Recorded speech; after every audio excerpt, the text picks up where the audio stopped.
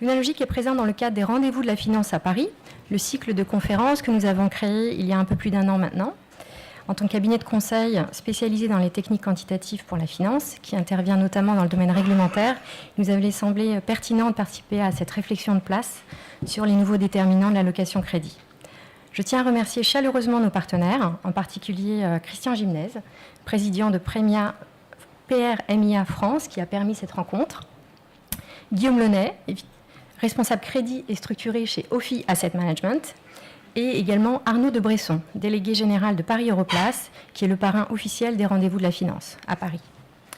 Aujourd'hui, nous aurons le plaisir d'accueillir Jean-Michel Béaco, directeur général adjoint de l'Institut Louis Bachelier, Nicolas Gakwaya, vice-président de Global Structured Finance Research de Bank of America Merrill Lynch, M. Thibaut Scaramanga, directeur responsable de la structuration ALM chez Barclays Capital pour la France et le Benelux. Chez OFI Asset Management, nous accueillerons au premier rang Victor Ablazin et Olivier Requin, tous deux gérants seniors de OFI Asset Management. Monsieur François Valette, responsable ressources et portfolio optimization à BNP Paribas. Monsieur Hugues Fournier, responsable de la gestion des valeurs mobilières à Massif Gestion. La table ronde sera ensuite animée par monsieur Richard Jacquet, directeur des gestions distressed à OFI Asset Management. Et enfin, en conclusion, nous aurons le plaisir de recevoir monsieur Thierry Callot, directeur général délégué à OFI Asset Management. Merci à chacun d'entre vous. Voilà. Juste un petit mot pour l'organisation. Pendant tout l'exposé, chacun des exposés des intervenants, vous pourrez noter vos questions sur des carnets mis à disposition dans la salle.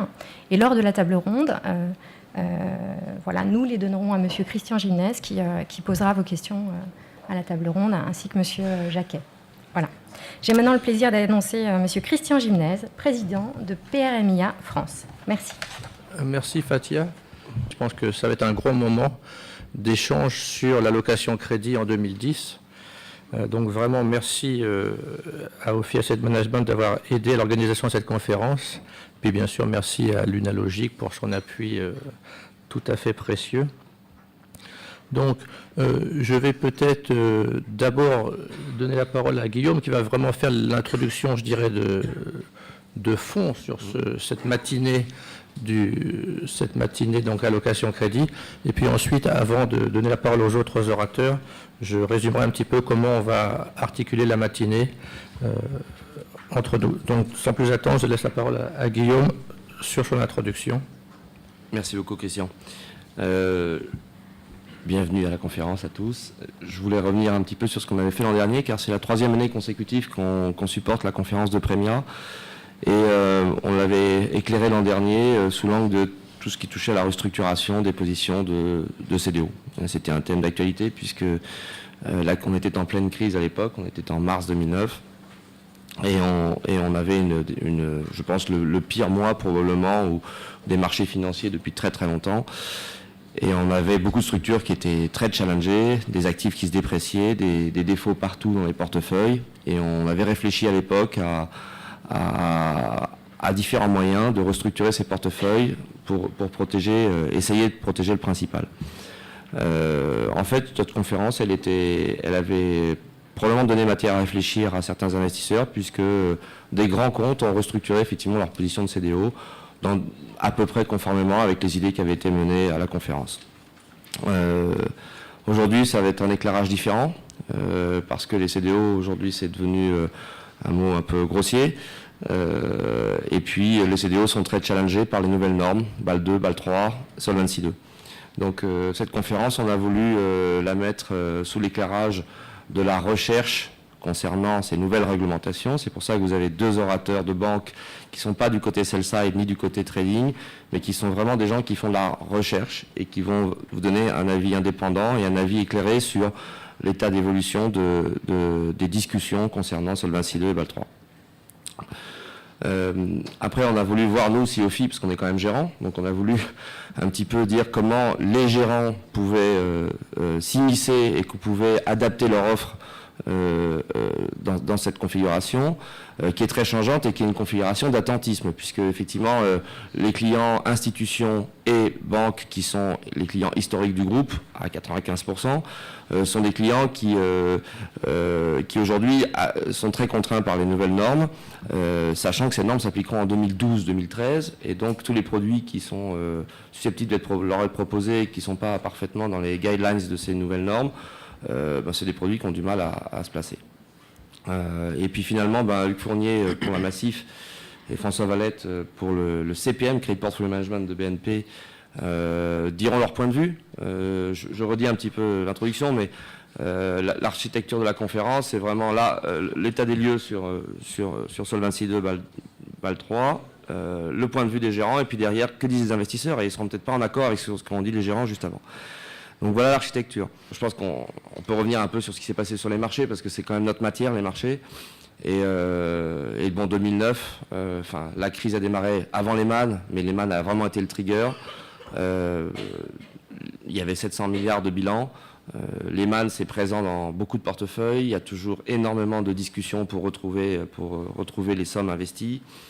C'est le départ vraiment de cette crise. C'est vraiment le départ de l'effondrement de tous les actifs. Ça se termine donc au 30 juin 2009, où effectivement il y a un vrai pivot. C'est-à-dire que tout se déprécie monumentalement jusqu'au 15 mai.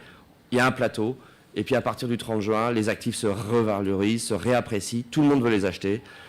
Il n'y a pas assez d'argent pour les acheter. Et ça va très très vite. Et là, aujourd'hui, on est dans une phase à nouveau d'un plateau où on ne sait pas si tout va se résoudre tranquillement ou si au contraire, on va avoir une deuxième correction. Dans cet esprit, nous, gérants, on réfléchit à trouver des thématiques d'investissement et des supports d'investissement qui vont capturer la valeur qu'il y a sur les marchés. Or, il y a encore beaucoup de valeur dans le crédit, investment grade, à yield.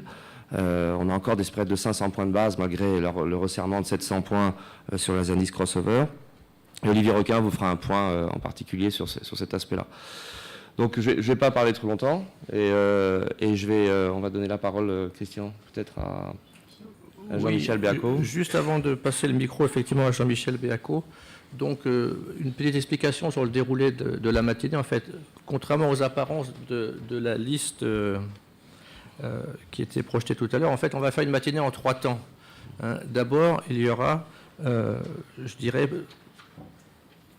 une première phase avec un exposé qui se veut introductif de Jean-Michel Béaco sur les travaux de place actuels sur la titrisation. Donc Jean-Michel est le directeur général de l'Institut Louis Bachelier. Donc pour ceux qui ne connaissent pas l'Institut Louis Bachelier, peut-être il expliquera un peu en quoi ça consiste, mais disons que c'est une émanation de l'Institut Europlace de Finance. Je ne sais pas si c'est correct de le dire comme ça. Enfin, Paris Europlace, ça parle plus que, pour certains, que l'Institut Louis Bachelier. Donc Jean-Michel va nous faire vraiment un exposé important sur où en sont les travaux de place en vue de revitaliser, je dirais, ce marché de la titrisation. Et donc après les 3 phases elles-mêmes, ça sera, je dirais, une phase plus d'exposé théorique, même si le mot est excessif, sur finalement vers quoi va-t-on en matière de nouveaux cadres réglementaires, à la fois dans le domaine bancaire et dans le domaine assurance.